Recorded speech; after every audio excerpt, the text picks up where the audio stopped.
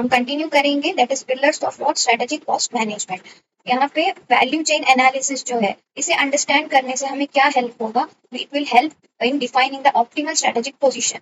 मतलब हमें एक्चुअली करना क्या है, कहाँ हम एक दूसरे इंडस्ट्री से कितना बेहतर कर रहे हैं, ये स्ट्रेटेजिक पोजीशन को हमें डिसाइड करने में कौन हेल्प करेगा, value chain analysis. And eventually both will help in identifying relevant cost drivers. मतलब जो कॉस्ट को ड्राइव करेगा, जो कॉस्ट को अल्टीमेटली इफेक्ट करेगा, उसे ढूंढने में हमें इन दोनों की मदद लगेगा। तो ये तीनों पिलर्स क्या है, इंटरलिंक्ड है, एक की मदद से एक लिंक्ड हो जाता है। ओके,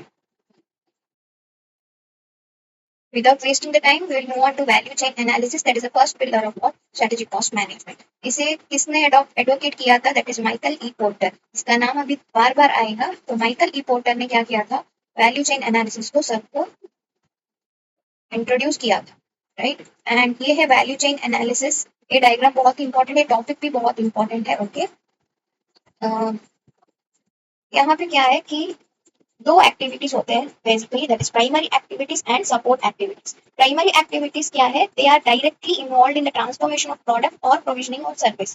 कोई प्रोडक्ट है, उसे कन्वर्ट करने में, मतलब इनपुट से लेकर आउटपुट तक वो ट्रांसफॉर्मेशन जो है, उसमें क्या क्या एक्टिविटीज इन्वॉल्व है, उसे बताता है प्राइमरी एक्टिविटीज। या फिर प्रोविजनिंग ऑफ सर्विस में भी हो सकता है, राइट। वहां पे क्या क्या एक्टिविटीज फॉर्म होते हैं एक सर्विस प्रोवाइड करने में, स्टार्टिंग से लेकर उसे अल्टीमेटली क्लाइंट को डिलीवर करने तक, वो सभी एक्टिविटीज जो डायरेक्टली इन्वॉल्व है, उसे हम क्या कहते हैं, प्राइमरी एक्टिविटीज। प्राइमरी एक्टिविटीज में माइकल ई पोर्टर ने क्या क्या कहा है, mainly there are 5 activities, that is inbound logistics, operations, outbound logistics, marketing and sales and service.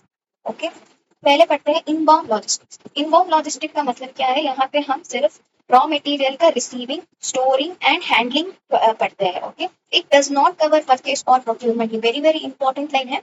Purchase या प्रोक्योरमेंट ऑफ रॉ मटेरियल इसमें नहीं आता।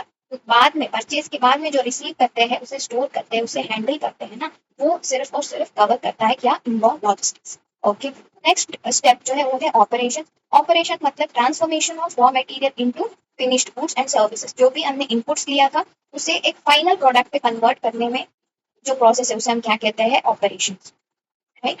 कभी कभी ऑर्गेनाइजेशन क्या कर सकता है, अगर उसका वीक पॉइंट है, फिर अल्टीमेटली वो इतना अच्छे से नहीं कर पा रहा है जो दूसरे ऑर्गेनाइजेशन से करके दे, तो ऐसी सिचुएशन में ऑर्गेनाइजेशन क्या कर सकते हैं, it may take the decision to outsource those activities which are not its core competencies. ऐसा भी हो सकता है। ऐसा जरूरी नहीं कि ऑर्गेनाइजेशन सारे एक्टिविटीज खुद करे जो उसका कॉम्पिटेंसी भी नहीं है, नहीं, वो आउटसोर्स भी कर सकता है।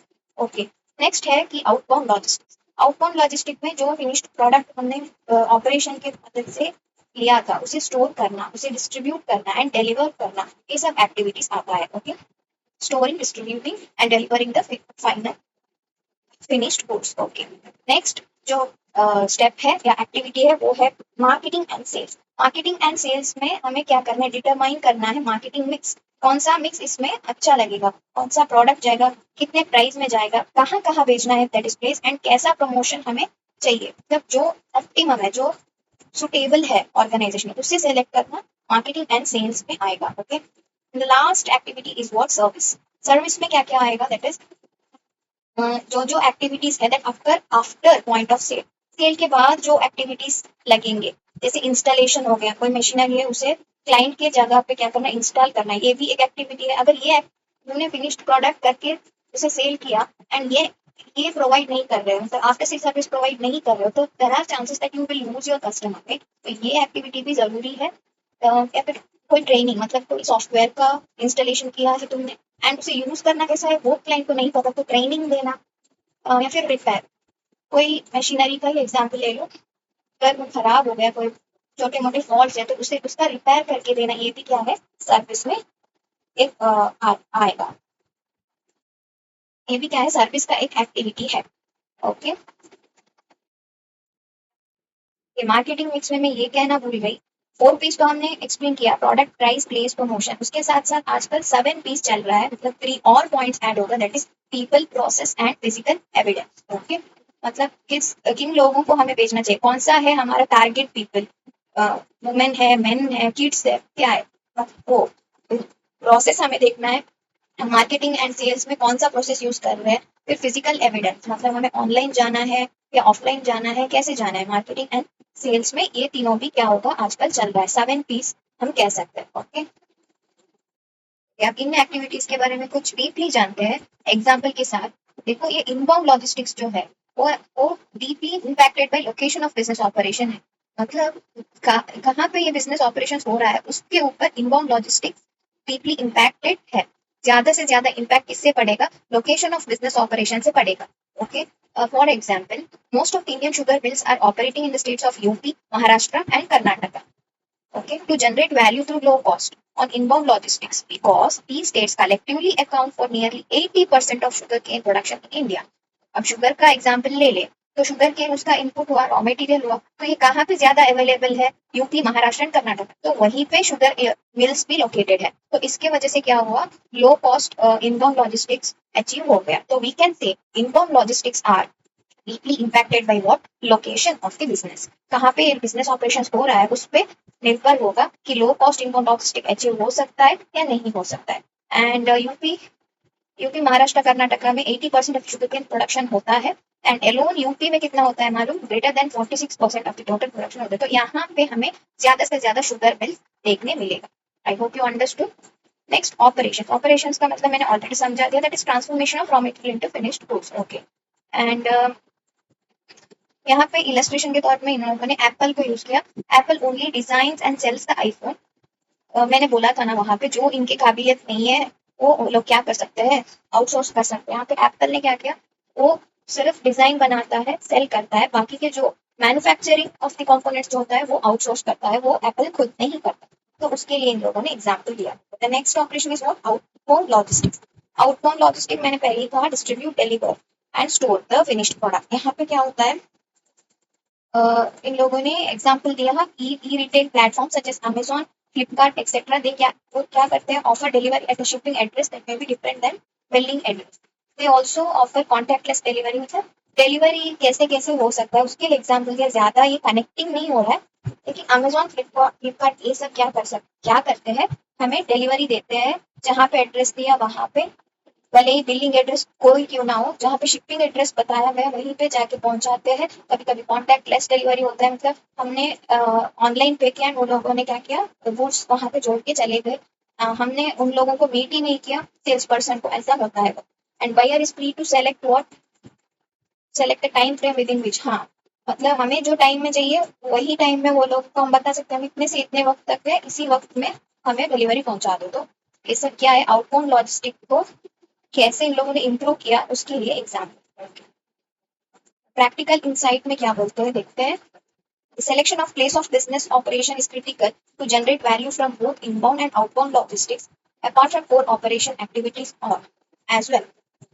मैंने बोला था इनबाउंड के लिए प्लेस ऑफ बिजनेस ऑपरेशन का जो सिलेक्शन है वो डीपली इम्पैक्ट पड़ेगा। यहाँ पे ये लोग बोल रहे हैं inbound and outbound logistic, outbound के लिए भी क्या होगा, selection of place of business impact देगा। कैसे, फॉर एग्जाम्पल इन्होंने टाटा स्टील का एग्जाम्पल दिया। टाटा स्टील का जो ये है ना ऑपरेशंस, वो होता है जमशेदपुर में। हाँ, क्यों, क्योंकि वो close to the what, iron और coal and magnesium deposit, manganese deposit के जो हमें क्या स्टील प्रोड्यूस करने के लिए हेल्प होता है वो सब वहां पे मिलता है। And at the same time ये क्या है, ये कोलकाता के पास है, इसलिए आउटबाउंड के लिए भी इजी होगा, for which provide what, a large market. तो ये एक एग्जांपल इन लोगों ने एड ऑन किया है। ओके, आउटबाउंड के लिए भी क्या होगा, प्लेस ऑफ बिजनेस ऑपरेशन जो है वो क्रिटिकल है, वो मायने रखता है। Okay, marketing and sales. Marketing and sales में हमने पढ़ा था कि मार्केटिंग मिक्स को डिटरमाइन करना एक चैलेंजिंग है। यहाँ पे product, price, place, promotion and की सूची।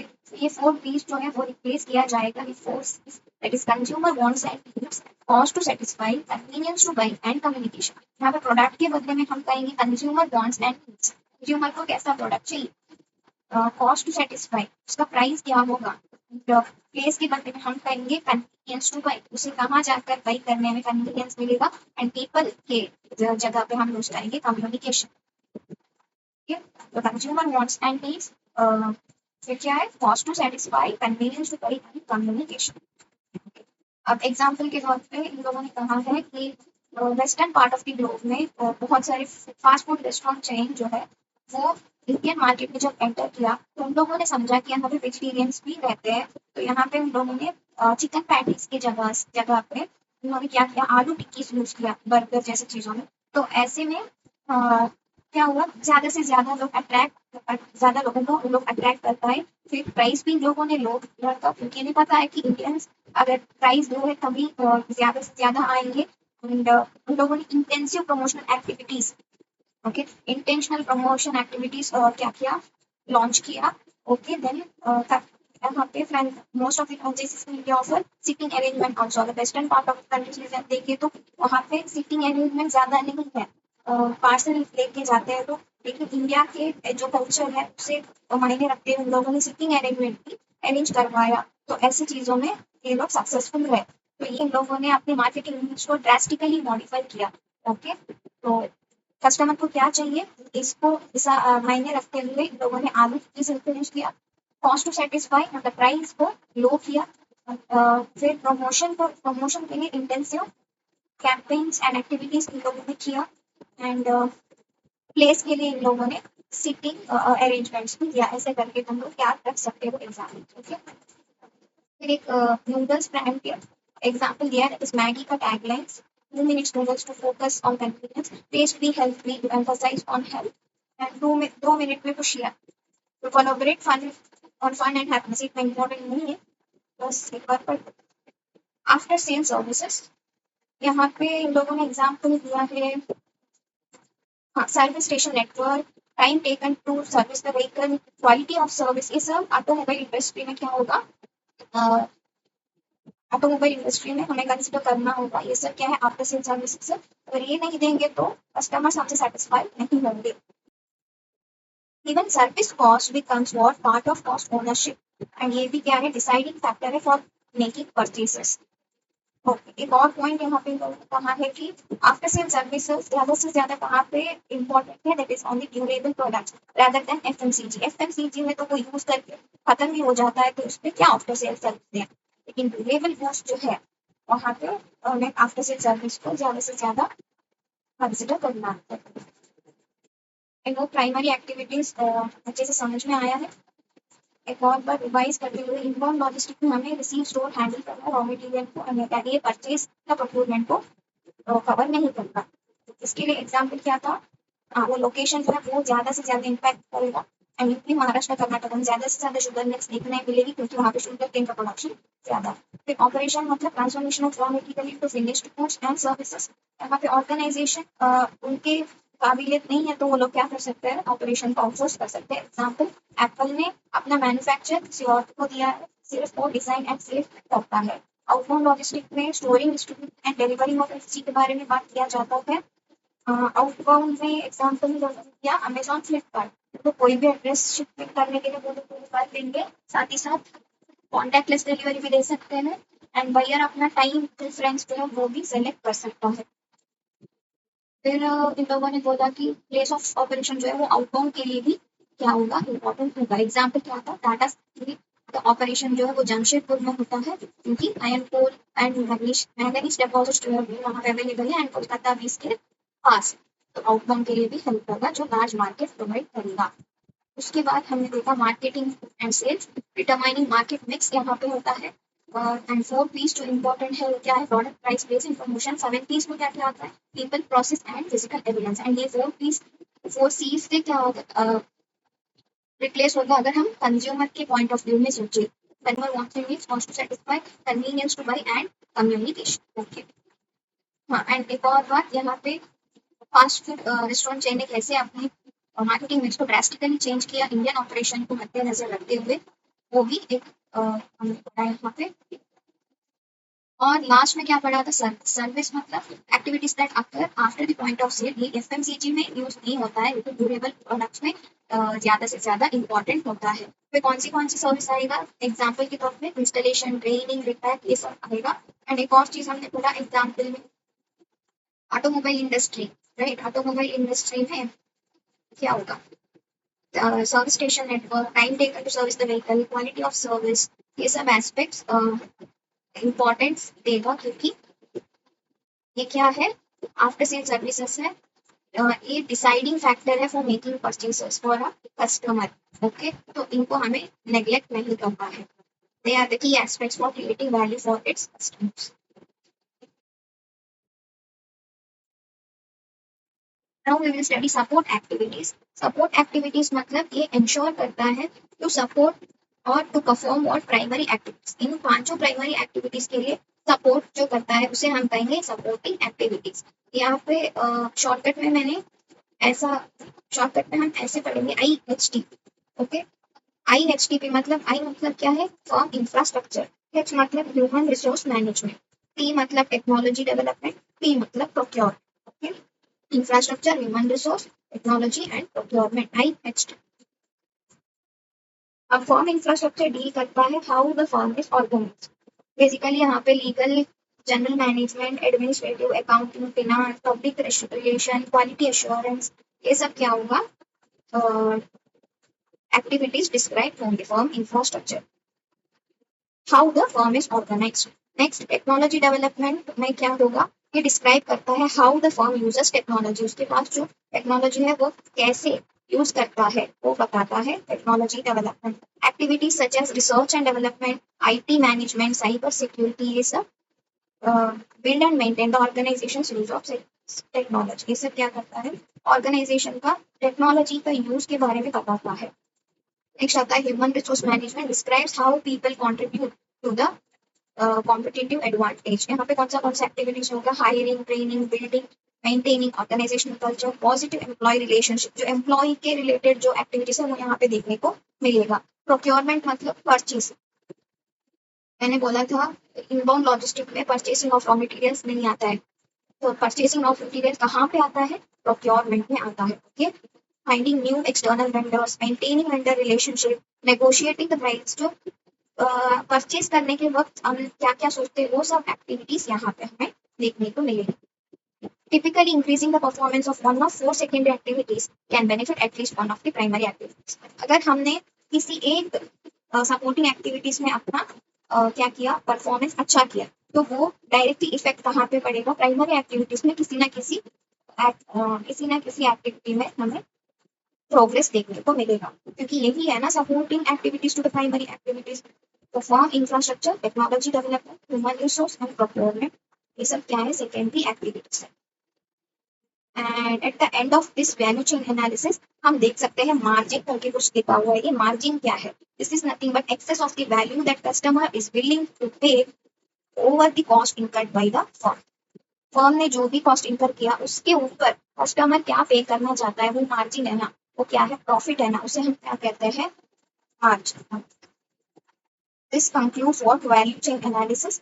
उसके बाद इन लोगों ने वैल्यू चेन एनालिसिस का एक मीनिंग बताया है, डेफिनेशन बताया है कि क्या है value chain analysis. Okay, value chain analysis is identifying key value driver, मतलब कौन सा एक्टिविटी है जो वैल्यू ड्राइव करने पे मदद करेगा। क्यों ये सब क्यों करते हैं हम लोग, ताकि ये कंट्रीब्यूट कर सकते हैं towards what, firms competitive advantage. कैसे करते हैं वैल्यू चेन एनालिसिस, ये वैल्यू चेन एनालिसिस बाइफरकेट करता है value added and non value added activities, ताकि वैल्यू एडेड एक्टिविटीज पे हम ज्यादा फोकस कर सके and non value added activities को एलिमिनेट कर सके। वैल्यू चेन एनालिसिस जो है ये क्या है, आइडेंटिफाई करना है key value driver which adds what or which contributes towards what, competitive advantage। कैसे, by bifurcating or categorizing the value added activities and non value added activities so that value added activities can be focused to more and non value added activities can be eliminated। Non ये value added activities को हम ज्यादा focus क्यों करते हैं, ताकि हम improve कर सके प्रोडक्ट डिफरेंशिएशन। प्रोडक्ट डिफरेंशिएशन मतलब इनोवेशन यूज करके कुछ ऐसा प्रोडक्ट बनाना वो ज्यादा से ज्यादा सप्लायर्स नहीं दे पा रहे होते हैं, लेकिन हम इस पे प्राइस प्रीमियम चार्ज करेंगे। ओके, ज्यादा से ज्यादा प्राइस चार्ज करेंगे, एक ऐसा डिफरेंशिएशन लाएंगे जो दूसरा सप्लायर नहीं दे पा रहा है। ओके, तो नॉन वैल्यू एडेड एलिमिनेट करके हम क्या अचीव कर सकते हैं, हम कॉस्ट लीडरशिप अचीव कर सकते हैं, मतलब सबसे सब सप्लायर से सस्ता हम बेच सकते हैं। ओके, तो वैल्यू चेन एनालिसिस क्या है? Identifying key value driver to achieve competitive advantage by categorising value added activities to obtain what to improve what product differentiation and non-value to eliminate non-value added activities to achieve cost leadership. Hence, value chain analysis means evaluating each of the activities in a firm's value chain, understand where opportunities for improvement lie. हम यहाँ पे दूसरा meaning पढ़ रहे हैं, that is evaluating each of the activities where opportunities for improvement हमें मिलेगा. And यहाँ पे क्या होगा, इस एनालिसिस करने से हमें पता चलेगा कि ईच स्टेप्स ऐड और subtract value from final product और सर्विस. क्या ईच स्टेप जो है वो प्रोडक्ट को एड ऑन कर रहा है वैल्यू या फिर प्रोडक्ट का वैल्यू डिक्लाइन कर रहा है, वो हमें पता चल जाएगा because we are not evaluating each of the activities. अब ये लोग ये बोलते हैं कि वैल्यू चेन एनालिसिस जो है ये रिक्वायर करेगा एक अच्छा सा इंफॉर्मेशन, ओके, और we can say strategic information. उसके लिए हमें 3 चीजें करना है, डिटेल में बाद में आएगा, बस इतना हेडिंग समझ के जाओ. Industry structure analysis, core competency analysis and segmentation analysis. ये सब करने से हमें क्या मिलेगा? स्ट्रैटेजिक इंफॉर्मेशन मिलेगा. एंड स्ट्रैटेजिक इंफॉर्मेशन को यूज करके हम क्या कर सकते हैं? वैल्यू चेन एनालिसिस को बेहतरीन कर सकते हैं. तो industry structure analysis, core competency analysis and segmentation analysis. ये डायग्राम मैंने ड्रॉ किया है ताकि ये चीजें हमें याद आ सके. The next thing is value shop model. Value chain analysis जो है वो ज्यादा से ज्यादा manufacturing concern and trading concern को मद्देनजर रखते हुए बनाया गया है माइकल ई पोर्टर में. लेकिन वैल्यू शॉप मॉडल जो है वो सर्विस रिलेटेड सेक्टर जो है उनके लिए बनाया गया है. ये जो है value shop model, it is oriented to mobilize the resources, that is man, machine, money, knowledge to solve the problem by service sector firms. वहाँ पे हम एक्टिविटी चिल्ला रहे हैं, तो यहाँ पे हम प्रॉब्लम सॉल्यूशन ऐसे बताएं.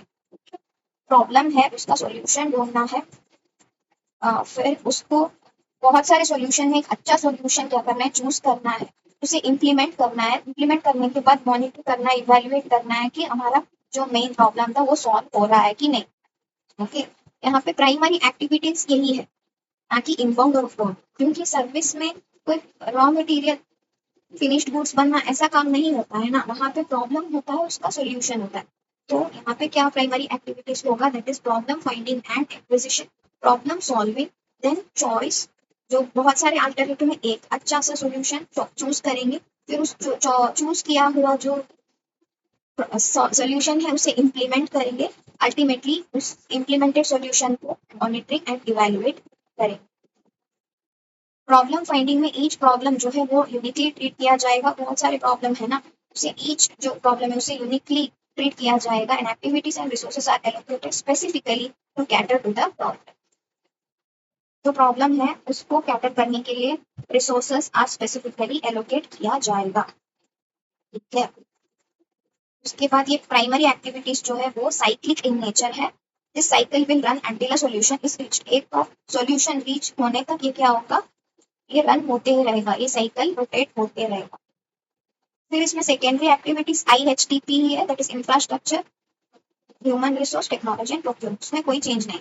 कि value chain and value shop model में कोई डिफरेंस हम कह सकते हैं तो एक तो प्राइमरी एक्टिविटीज उसका इनबाउंड आउटबाउंड वो सब रहेगा, राइट. यहाँ पे प्रॉब्लम सॉल्यूशन वो सब रहेगा and focus on problem solving rather than creating value.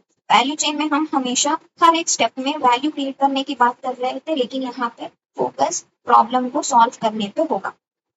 Examples of value shops हम कहाँ यूज कर सकते हैं? Mainly of course service sector. कौन सा सर्विस सेक्टर? जैसे telecom service, service by internet service provider, subscription to some software, data processing solution etcetera. यहाँ पे हम यूज कर सकते हैं. ओके, यहाँ पे 3 एजम्पशंस लिया जाता है. मतलब ये जो वैल्यू शॉप मॉडल तभी वर्क करेगा जब ये एजम्पशंस हम लेते हैं. कब? The organisation is in the possession of more information about the problem then the client. ये प्रॉब्लम के बारे में ना क्लाइंट को ज्यादा पता नहीं होना चाहिए, बल्कि ऑर्गेनाइजेशन को ज्यादा इन्फॉर्मेशन होना चाहिए, तभी ये वैल्यू शॉप मॉडल जो है वर्क होगा. एंड उसके बाद the organisation is specialised to deal with the problem at the hand with specific method of analysis. ये ऑर्गेनाइजेशन जो है वो अपने प्रॉब्लम को स्पेसिफिक मेथड्स यूज करके स्पेशलाइज्ड है टू डील. ओके, प्रॉब्लम्स है तो उसका सॉल्यूशन निकालने में ये माहिर है.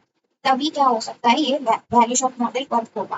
फिर इनके पास क्या है, स्ट्रॉन्ग एक्सपर्टाइज है फ्रॉम एक्सपर्ट प्रोफेशनल। अगर ऐसी तीन एजम्पशंस लेके चले तो ही ये क्या होगा, वैल्यू शॉप मॉडल वर्क होगा। ये एक प्रॉब्लम रिजोल्यूशन मॉडल है। It deals with resolution of customers hardship. ये सब सारी चीज जो भी बॉक्स में लिखा हुआ है वो मैंने डायग्राम के साथ लिख के एक्सप्लेन कर दिया। एक बार चाहिए तो आप रीड करके देख सकते हैं। और ये जो मैंने ऊपर बताया, वैल्यू शॉप मॉडल क्या है, basically primary activities focus on what, solving the problem of what service sector firms. It is really oriented to mobilize what resources such as machine, money and knowledge. कौन सा activities होगा, problem finding and acquisition, problem solving, choice, implementation and monitoring and evaluation. ये activity cyclic in nature है. This cycle will run until a solution is reached. Each problem जो है uniquely identify किया जाएगा, resources specifically allot किया जाएगा to cater the problem.